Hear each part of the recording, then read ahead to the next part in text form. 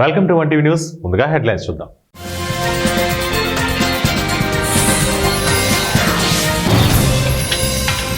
నష్టం మాకు, పేరు కేంద్రానిక, జీఎస్టీ తగ్గింపుపై మమత ఆగ్రహం.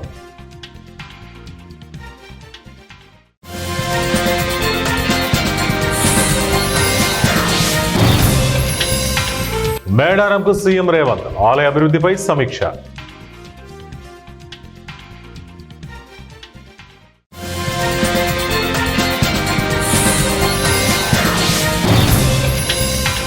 చరిత్రలో మొదటిసారి ఎన్కౌంటర్లో పాల్గొన్న మహిళా పోలీసులు.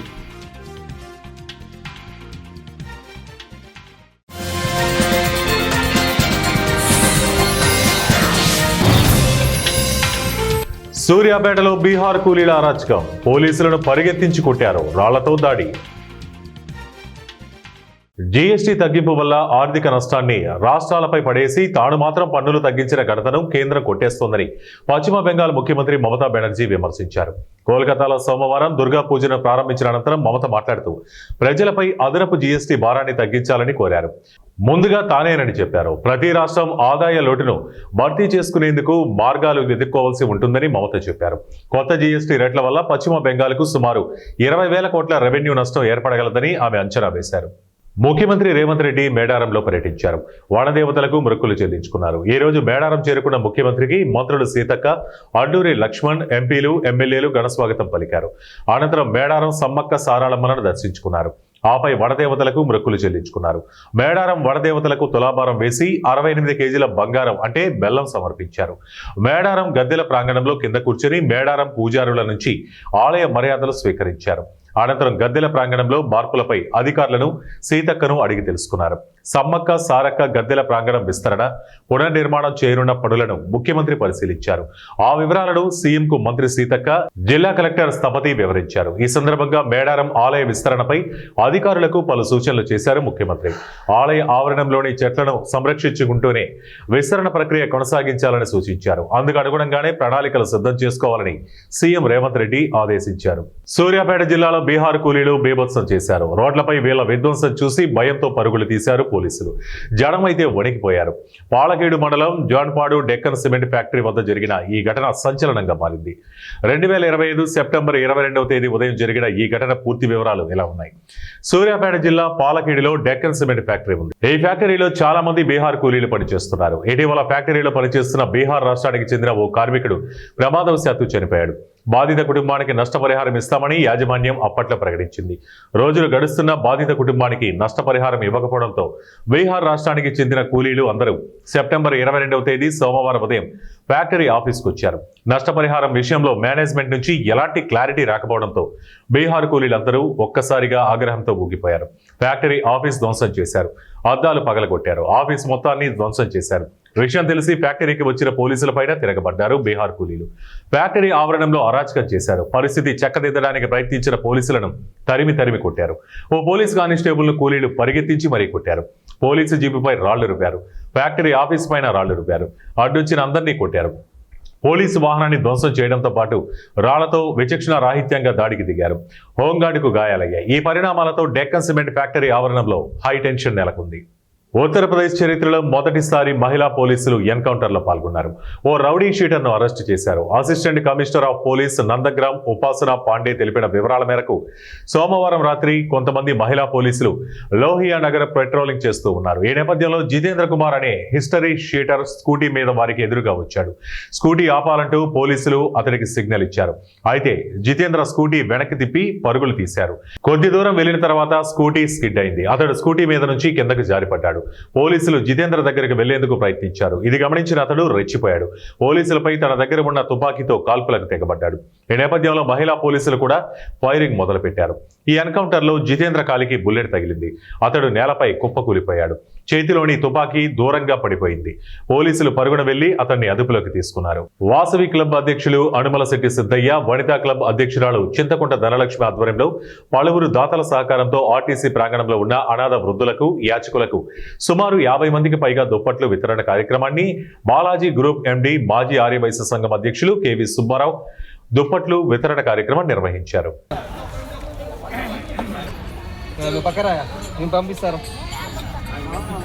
నువ్వు పక్కన ఓ నువ్వు కదలద్దమ్మా, ఇద్దరిద్దరు పోవద్దండి వాళ్ళ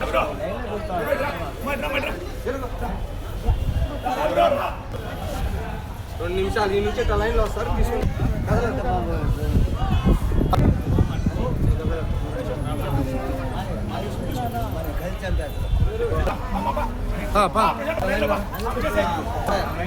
కర్నూలు జిల్లా మద్దికెర మండలం జెడ్పీటీసీ మురళీధర్ రెడ్డి మాట్లాడుతూ మండలంలో అధిక వర్షపాతం రావడంతో ఉల్లిగడ్డ, పత్తి, టమాటా పంటలకు ఎక్కువ శాతం పెట్టుబడి పెట్టి దిగుబడి వచ్చేసరికి భారీ వర్షాలు రావడంతో 80% నష్టం జరిగిందని, అలాగే కౌలు రైతులు ఎకరాకి 15,000 గుత్త చెల్లించి ఉల్లి పంట వేయడంతో రెట్టింపు నష్టం జరిగిందన్నారు. పండించిన ఉల్లి పంట మార్కెట్ తరలించగా క్వింటానికి 200 లేక 300 దాకా రేటు పలుకుతుందని, చివరకు పండించిన పంట రవాణా ఖర్చులకు పరిమితమై రైతులకు భారీగా నష్టం జరిగిందని, ప్రభుత్వం తక్షణమే రైతులకు పంట నష్టపరిహారం ఇవ్వాలని, ప్రతి హెక్టార్కు 50,000 చెల్లించాలని జెడ్పీటీసీ సభ్యుడు మురళీధర్ రెడ్డి కోరారు. ఈరోజు మద్దికెర మండలంలో అధిక వర్షాభావం వల్ల చాలామంది రైతులు ఉల్లిగడ్డ, టమోటా, పత్తి పంట పెట్టుబడి బాగా వర్షాలు పడుతున్నందున భారీగా పెట్టుబడి పెట్టి పంట బాగా వస్తుందనే ఉద్దేశంతో కొంతమంది రైతులు కౌలుకు కూడా తీసుకొని దాదాపుగా ఎన్నడూ లేని విధంగా 15,000 రూపాయల వరకు గుత్తలు చేసి ఉల్లి పంటను వేయడం జరిగింది. ఉల్లి పంటను వేయడం వల్ల ఏమైందంటే అధిక వర్షాల వలన కుళ్ళుడు వచ్చి ఇదైంది. పండిన పంట కూడా రైతుకు గిట్టుబాటు కాక కేవలం మార్కెట్కి పోతే 200-300 రూపాయల కంటే ఎక్కువ టన్ను పోవటం లేదు. పోయే ఖర్చులు కూడా కింటం 200-300 కంటే ఎక్కువ పోవటం లేదు. పోయే ఖర్చులు కూడా రావటం లేదని చెప్పని ఇక్కడే పొలాల్లోనే రోటోవేటర్ కొట్టి గుంటికలు పాసి క్లీన్ చేయడం జరిగింది. దీనివల్ల రైతులు చాలా కోల్పోయారు. పంట నష్టం అయితేనేమి, కౌలు రైతులైతే పంటకు పెట్టిన పెట్టుబడితో పాటు గుత్త డబ్బులు కూడా మొత్తం మీద అయినారు. ఇప్పుడు మన తాజాగా మన చంద్రబాబు నాయుడు గారు మన సీఎం గారు హెక్టార్కి 50,000 రూపాయల ప్రకారం ఇస్తామన్నారు. హెక్టార్ అంటే ఒక రైతుకు ఒక హెక్టారా లేకపోతే ఎన్ని ఎకరాలు వేసింటే అన్ని హెక్టార్లా అనేది కూడా క్లారిటీ ఇవ్వలేదు. ఈ ప్రజలు చాలా సంశయంలో ఉన్నారన్నమాట. ఎందుకంటే ఒకరు 15 ఎకరాలు 20 ఎకరాలు ఇట్లా గుర్తులు చేసుకునే వాళ్ళు ఉన్నారు కౌలు రైతులు. మళ్ళీ రైతులు కూడా వేసినారు. పంటలు వర్షాలు బాగా వచ్చిన ఆశాభాగం ఉంటుందనే ఉద్దేశంతో చేస్తే అంతా ఇదైపోయింది. అలాగే పత్తి పూర్తి ఎర్రగా అయిపోయింది. మళ్ళీ టమోటా రేటు గిట్టుబాటు ధర లేదు. కేజీ ₹2 కూడా మార్కెట్లో పోతే ఇది పరిస్థితి. అలాగే గత ప్రభుత్వంలోన రైతు భరోసా కేంద్రంగా పెట్టి దానిలో స్టాఫ్ను పెట్టి వాళ్ళని పొలాల మీద పోయి ఏ పంటకి ఏది చేయాలా, ఏం కథ, తేమ ఎక్కువ శాతం ఉంటే దానికి ఏమైనా మందులు కొట్టాలా, పిచికారి చేయాలా అనేది చెప్తుంది. ఇప్పుడు ఉన్నారు కానీ కాకపోతే అప్పుడంతా ఇది లేదు, పొలాలు లేకపోవటం లేదు. ఊరిన వాళ్ళనే రైతులను తీసుకొచ్చి మీరు ఏం పంట వేసినారు, ఏం కథ చేస్తున్నారన్నారు. పొలాలు లేకపోయి పంట నష్టము అంచనా వేయటం లేదు. ఊరిన పోతున్నారు, ఇన్ని ఎకరాలు అని రాసుకున్నారు, చేసినారు. కానీ దీనివల్ల రైతులు చాలా నష్టపోయినారు. గవర్నమెంట్ ప్రత్యేక శ్రద్ధ తీసుకొని రైతుల్ని కాపాడవలసిందిగా కోరుతున్నాము. ఇలాగే జరిగితే ముందు రైతాంగంకి పరిస్థితి చాలా గడ్డుగా తయారవుతుంది రాబోయే రోజుల్లోన. దీన్ని దృష్టిలో ఉంచుకొని గవర్నమెంట్ గారు ఎకరాకింత లెక్క పరిహారం చేయవలసిందిగా కోరుచున్నాం. నా పేరు శ్రీనివాస్ యాదవ్, మద్దికెర మండల ఎక్స్ఎంపీటీసీ. ఈరోజు ఈ కూటమి ప్రభుత్వము కాలంలోన అతివృష్టి కారణంగా రైతులు వేసిన ఉల్లి, టమోటా, పత్తి, మిరప మరియు తదితర పంటలు అన్నీ అధిక వర్షం వల్ల కుళ్ళిపోవడం జరిగినది. ఉన్న పంటలు కూడా గిట్టుబాటు ధర లేక ఎక్కడెక్కడ పొలాల్లోన పారిపోస్తున్నారు. అంతో ఇంతో గిట్టుబాటు ధర కల్పిస్తున్నారని ప్రభుత్వం వాళ్ళు ఇంతకుముందు గత వారం కింద చెప్పినారు. ఆ గిట్టుబాటు ధర కల్పిస్తున్నారనే ఉద్దేశంతో అందరూ కోతలు కోసినారు. ఇప్పుడు సడన్గా ఉన్నట్లు ఉండి గిట్టుబాటు ధర లేదు, రద్దు చేసినాము అని చెప్తున్నారు మార్కెట్ వారు. ఆ గిట్టుబాటు ధర లేకపోవడం వల్ల కౌలు రైతుదారులు చాలా నష్టపోతున్నారు. ఈ కౌలు రైతులదారులు ఎకరాకు 15,000, 14,000 ఇట్లా 16,000 దాకా చేసి ఇక్కడ గుత్త అయితేనేమి, పెట్టుబడి అయితేనేమి చాలా పెట్టుబడి రావడం జరిగినది. ఈరోజు మన సీఎం గారు గిట్టుబాటు ధర లేదు, మామూలుగా రైతుకు హెక్టార్కి 50,000 ఇస్తామని ప్రకటించడం జరిగినది. దసరా ఉత్సవాలలో భాగంగా రెండవ రోజు మద్వేలు పట్టణంలోని శ్రీ వాసవి కన్యకా పరమేశ్వరి అమ్మవారి శాలలో ఆర్యవైశ్య వర్తక సంఘం అధ్యక్షుడు కొండపల్లి చిన్న సుబ్బారావు, సెక్రటరీ ఉరిమి శ్రీనివాసులు, గౌరవ అధ్యక్షులు కనుమర్లపుడి శ్రీ రామచంద్ర వరప్రసాద్ మరియు కమిటీ సభ్యుల ఆధ్వర్యంలో తెల్లవారుజాము నుండి అమ్మవారికి పంచామృత అభిషేకం, వివిధ రకాల పూజలు, మంగళ హారతులు, మంత్రపుష్పం కార్యక్రమాలు నిర్వహించారు. అనంతరం ఉభయదాతలకు అమ్మవారి సన్నిధిలో ప్రత్యేక పూజా కార్యక్రమాలు నిర్వహించి వారికి అమ్మవారి యొక్క తీర్థ ప్రసాదాలు అందజేశారు.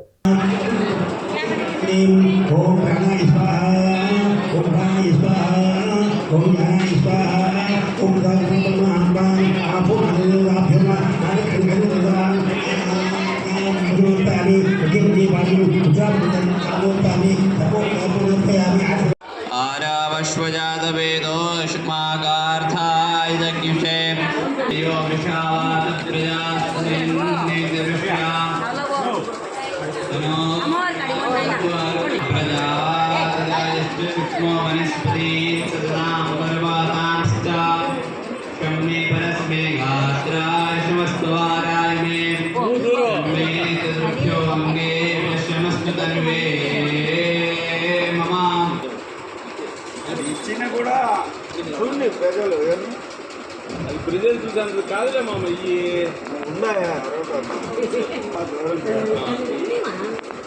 తెలంగాణ కాంగ్రెస్ పార్టీని నమ్మి ఓటేస్తే బుల్డోజర్లు రాజ్యమేలుతున్నాయని పలువురు అసహనం వ్యక్తం చేశారు.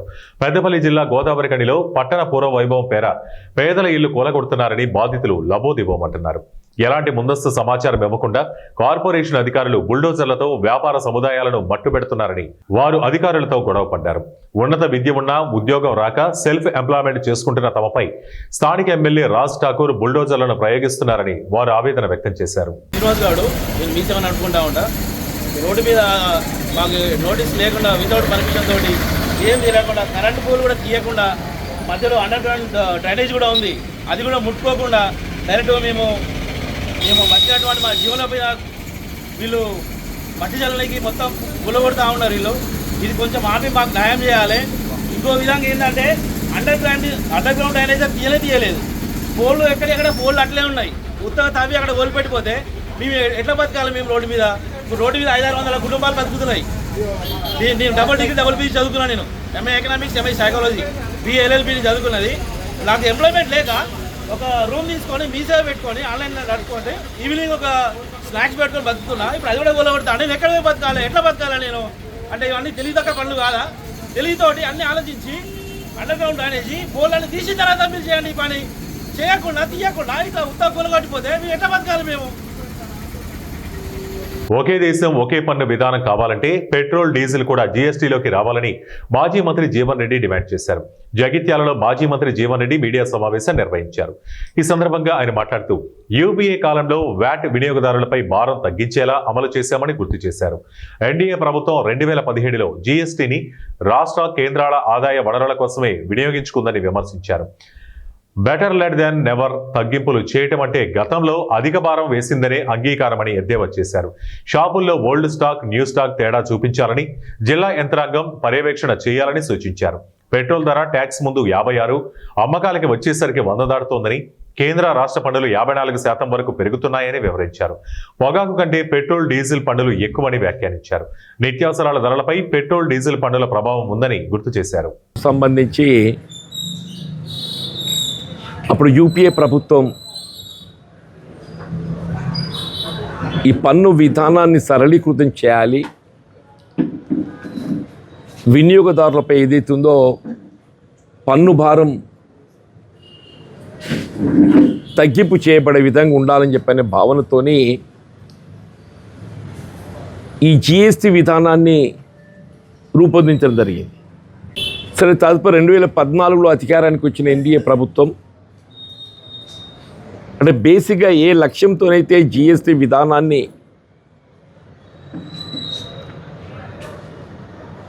అమలు చేయాలని చెప్పని తలంపు చేయడం జరిగిందో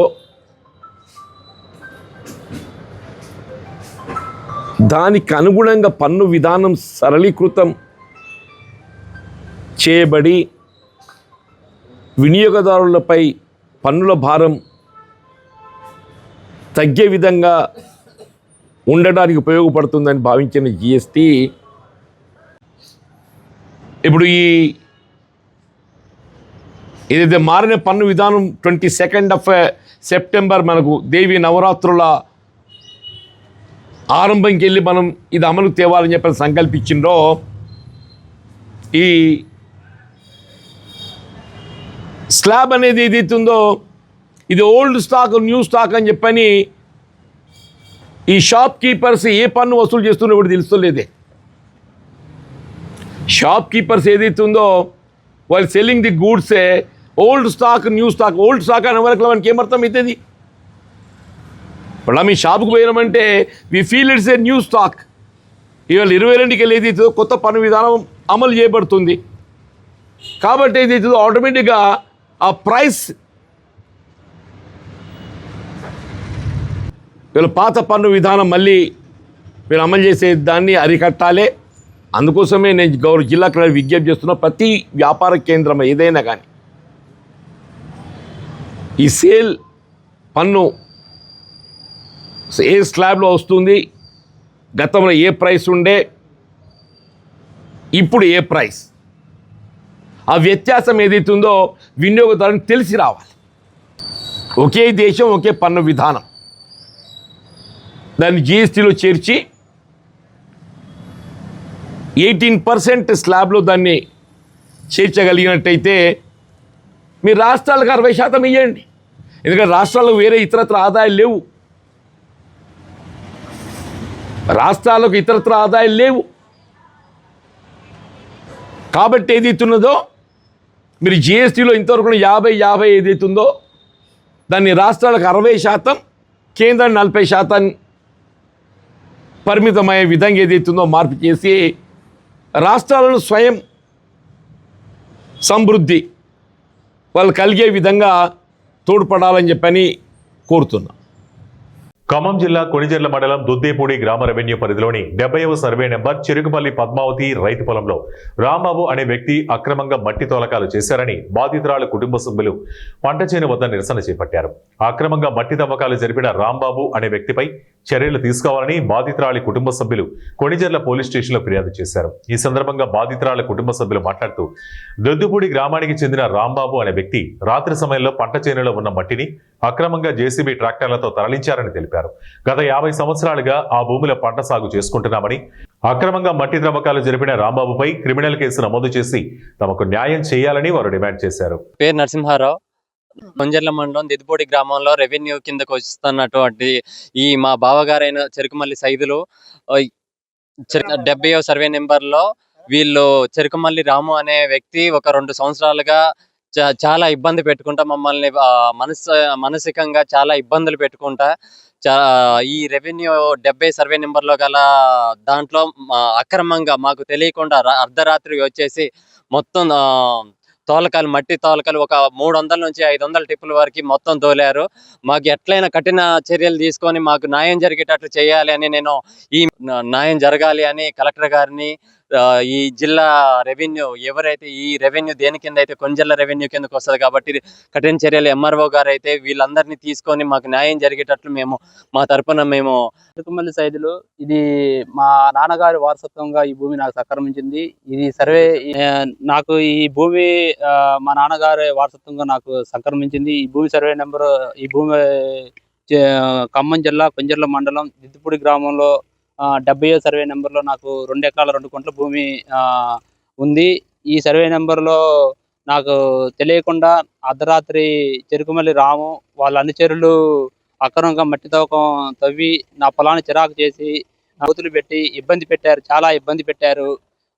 ఈ ఇబ్బంది వల్ల మళ్ళీ మేము అడిగితే వాళ్ళు మమ్మల్ని దౌర్జన్యంగా మా మీదకి వచ్చి మేము లోకల్లో మీరేం చేస్తారో చేసుకోపోండి అని మాట్లాడుతున్నారు. మేము అడిగితే వాళ్ళు ఇష్టం వచ్చినట్టుగా ప్రవర్తిస్తున్నారు. దీని మీద కఠిన చర్యలు తీసుకోవాల్సిందిగా మేము కోరుతున్నాం. ఆదివాసీలు దేశానికి మూలవాసులని ముఖ్యమంత్రి రేవంత్ రెడ్డి అన్నారు. మేడారం పర్యటనలో భాగంగా ఇవాళ ఆయన సమ్మక్క సారళమ్మ ఆలయాల అభివృద్ధి పనులపై అధికారులతో సమీక్ష సమావేశం నిర్వహించారు. ఈ సందర్భంగా సీఎం రేవంత్ రెడ్డి మాట్లాడుతూ పోరాటానికి పౌరుషానికి స్ఫూర్తి సమ్మక్క సారళమ్మలని అన్నారు. ఆడు ఎమ్మెల్యేగా ఎన్నికైన నాటి నుంచి అమ్మవార్లను దర్శించుకుంటున్నారని తెలిపారు. 2023 ఫిబ్రవరి 6న మేడారం గడ్డ మీద నుంచి పాదయాత్ర మొదలుపెట్టారని పేర్కొన్నారు. సమ్మక్క సారళమ్మ ఆశీర్వాదంతో ప్రజాప్రభుత్వం ఏర్పడిందన్నారు. ఆలయాన్ని అభివృద్ధి చేయాలని ప్రభుత్వం సంకల్పించిందని, శాశ్వత ప్రాతిపదికన ఆలయాన్ని అభివృద్ధి చేయాలని నిర్ణయించామని పేర్కొన్నారు. ఇది ఒక బాధ్యత కాదు, బాధ్యతతో పాటు భావోద్వేగం. ప్రజాప్రతినిధిగా ప్రజా జీవితంలోకి వచ్చిన మొదటి రోజు నుంచి ఈ రోజు వరకు ఎప్పుడు అవకాశం వచ్చినా ప్రతి జాతరకు ఇక్కడికి వచ్చి సమ్మక్క సారళమ్మ ఆశీర్వాదం తీసుకొని ప్రజా జీవితంలో ప్రజలకు సేవ చేయాలన్న ఆలోచన పునరంకితమవుతూ పనిచేస్తూ వచ్చినాం. దాదాపుగా ఇప్పటికీ 17-18 సంవత్సరాల నుంచి వరుసగా ఈ ప్రాంతాన్ని సందర్శించుకోవడం, ఈ ప్రాంతం యొక్క అభివృద్ధి గురించి మాట్లాడుకోవడం, ఆనాటి పాలకులకు పెద్దలకు విజ్ఞప్తులు చేయడంతోనే సరిపోయింది. ప్రతిసారి ఎవరినో ఒకరిని అడగడం, వాళ్ళు ఏదో కొంచెము దానం ఇచ్చినట్టుగా ధర్మం చేసినట్టుగా వ్యవహరిస్తే మా జీవితాలకి ఇంతేనేమో అని మేము అనుకునే వాళ్ళం. కానీ 2023 ఫిబ్రవరి 6 నాడు ప్రజాపాలన తీసుకురావాలి, ప్రజల దగ్గరికి వెళ్ళి వారి సమస్యలు తెలుసుకోవాలని ఆలోచన చేసినప్పుడు ఎక్కడి నుంచి ఈ పాదయాత్ర మొదలు పెట్టాలి అని చర్చ జరిగింది. మిత్రులు చాలా రకాలుగా సూచనలు సలహాలు ఇచ్చారు. చివరికి నేను పెద్దలు వేం నరేందర్ రెడ్డి గారు ఆలోచన చేసి అక్కడో ఇక్కడ ఎక్కడో కాదు, మా ఇంటి ఆడబిడ్డ అయిన సీతక్క ప్రాంతం నుంచి మేడారం జాతర సమ్మక్క సారళమ్మ ఆశీర్వాదం తీసుకొని పాదయాత్ర మొదలు పెడతాం. ఒక సంకల్పం తీసుకొని బయలుదేరిన వాళ్ళు ఎవరు చరిత్రలో ఓడిపోలేదు. కాబట్టి ప్రజలకు ప్రజాపాలన అందించాలన్న సంకల్పంతో మనము సమ్మక్క సారళమ్మ ఆశీర్వాదం తీసుకొని బయలుదేరుతామని ఆనాడు ఇక్కడి నుంచి పాదయాత్ర మొదలు పెట్టినాం. సరిగ్గా 2 రోజులు 3 రోజుల ముందే సీతక్కకు చెప్పినాం. సీతక్క అన్నది, అన్న సమయం లేదు, 24 గంటలు 48 గంటల్లో ఈ కార్యక్రమం చేయడం కష్టం అవుతుందేమో అని. నేనన్నా, అక్క సంకల్పం ఉంటే కార్యక్రమం విజయవంతం అవుతుంది, నువ్వు ఎలాంటి ఆలోచన చెయ్యకు, పనులు మొదలుపెట్టు అని చెప్పి ఆనాడు ఫిబ్రవరి 6, 2023 నాడు ఇదే గద్దెల నుంచి గద్దెల ముందు ప్రణమిల్లి ఖచ్చితంగా ఈ తెలంగాణకు పట్టిన చీడ పీడ విరగడి కలిగిస్తాం, దొరల పాలన నుంచి ప్రజా పాలనకు తీసుకొస్తామని ఇక్కడ వేదిక మీద నుంచి ఆనాడు చెప్పడం జరిగింది. అందుకే మిత్రులారా, ప్రజలు ఆశీర్వదించారు, అవకాశం వచ్చింది. ఈనాడు అభివృద్ధి కార్యక్రమాలు చేయాలన్న సంకల్పంతో ముందుకు వెళ్తున్నాం. అభివృద్ధి అంటే అద్దాల మేడలు రంగుల గోడలే కాదు, ప్రజల జీవన ప్రమాణాలు పెంచాలి. ముఖ్యంగా ఆదివాసీలు అంటే ఈ దేశం యొక్క మూలవాసులు. ఆ ఆదివాసీల యొక్క, గిరిజన సోదరుల యొక్క, లంబాడి సోదరుల యొక్క అభివృద్ధిని ఏ ప్రభుత్వం అయితే భుజాల మీద మోస్తుందో అదే ఆ ప్రాంతం యొక్క ప్రజల యొక్క అభివృద్ధి అని నేను సంపూర్ణంగా విశ్వసిస్తున్నా. అందుకే ఈనాడు ఆదివాసీ ప్రాంతాలలో, తండాలలో, గూడాలలో, మారుమూల పల్లెల్లో వాళ్ళ యొక్క సంక్షేమానికి, వాళ్ళ యొక్క అభివృద్ధి కార్యక్రమాలకి రోజు ప్రభుత్వం ప్రణాళికలు అందిస్తుంది. కర్ణాటక రాష్ట్రం విజయనగరం జిల్లా హోస్పేట నగరంలో పౌర కార్మికులు చేస్తున్న సేవలు మరువలేమని ఎమ్మెల్యే గవియప్ప తెలిపారు. మంగళవారం నగరంలో నగరసభ కార్యాలయం ఆవరణంలో కర్ణాటక రాష్ట్ర పౌర ఉద్యోగుల సంఘం మరియు నగరసభ హోస్పేట సంయుక్త ఆధ్వర్యంలో ఏర్పాటు చేసిన పౌర కార్మికుల దినోత్సవ కార్యక్రమాన్ని ఆయన ప్రారంభించి మాట్లాడారు. పౌర కార్మికులకు ఎలాంటి జాతి మతం లేదని, నగర స్వచ్ఛతపై దృష్టి పెట్టడం అభినందనీయమని తెలిపారు. ನಮ್ಮ ಊರಿನಲ್ಲಿ ನಾವೆಲ್ಲ ಒಂದು ಒಳ್ಳೆ ಒಳ್ಳೆ ವಾತಾವರಣ ಇದೆ. ಇವತ್ತು ಪೌರ ಕಾರ್ಮಿಕರಿಲ್ಲ ಅಂದ್ರೆಗಿನ ಅದರಲ್ಲಿ ಹೆಚ್ಚಿನ ಸಂಖ್ಯೆಯಲ್ಲಿ ನಮ್ಮ ಹರಿಜನರು, ಅದರಲ್ಲಿ ಅತಿ ಶ್ರೇಷ್ಠವಾದ ನಮ್ಮ ಇಡೀ ನಮ್ಮ ಭಾರತದಲ್ಲಿ ಎಲ್ಲದಕ್ಕಿಂತ ಅತಿ ಶ್ರೇಷ್ಠವಾದ ಒಂದು ಜಾತಿ ಇದೆ ಅಂದರೆ ನಮ್ಮ ಹರಿಜನ ಜಾತಿಗಳು ಅನ್ನೋದಕ್ಕೆ ನಾವು, ಯಾಕಂದರೆ ಯಾವ ಜಾತಿಯವರು ನಾವು ಯಾರು ಕಸ ಹೊಡಿ ಅಂದ್ರೆ ಈಗ ನಾವು ಊರಿನಲ್ಲಿ ಕಸ ಹೊಡೆಯಂಗಿಲ್ಲ, ನಾವು ಯಾರು ಚರಂಡಿ ಕ್ಲೀನ್ ಮಾಡಂದ್ರೆ ನಾವು ಮಾಡಂಗಿಲ್ಲ, ನಾವು ಅಸಹ್ಯ ಪಡ್ತೀವಿ. ಆದರೆ ಒಂದೇ ಒಂದು ಜಾತಿ, ಅದು ಮಾದಿಗ ಜಾತಿ, ನಮ್ಮ ಹರಿಜನ್ ಜಾತಿ ಅಂತ ಇಷ್ಟಪಡ್ತೀವಿ. ಯಾಕಂದ್ರೆ ನಿಮ್ಮ ಹತ್ರ ಇದ್ದಷ್ಟು ಒಳ್ಳೆ ಮನಸ್ಸು, ಒಂದು ಭಾವನೆ ಯಾವ ಜಾತಿನಲ್ಲಿಲ್ಲ ಅಂತ ಹೇಳಲಿಕ್ಕೆ ಇಷ್ಟಪಡ್ತಾ ಇದ್ದೀನಿ.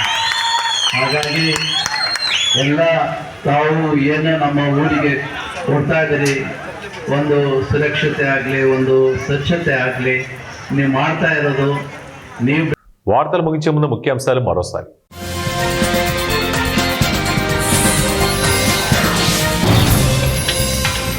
నష్టం మాకు, పేరు కేంద్రానిక, జీఎస్టీ తగ్గింపుపై మమత ఆగ్రహం.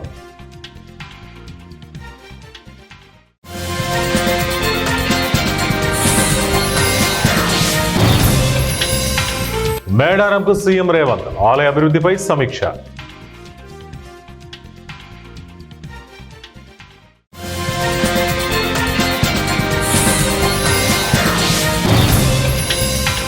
చరిత్రలో మొదటిసారి ఎన్కౌంటర్లో పాల్గొన్న మహిళా పోలీసులు.